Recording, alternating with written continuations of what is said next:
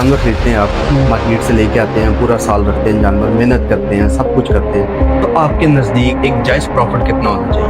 तो नहीं लगता कि पूरी मार्केट ख़राब हो रही है? देखिए, आवाज़ें जो है इफेक्ट तो करती हैं। हुआ कि आज वही बंदा बाइकआउट कर रहा है। ये तो उस बंदे से चांद की आग को इबाना मंडी गिरेगी तो मैं शोर में चाहूंगा आ जाओ भाई, आ जाओ खरीदारी कर। वैसे कितना खर्चा आ जाता है अगर आपके 4-5 लोगों की टीम जाए?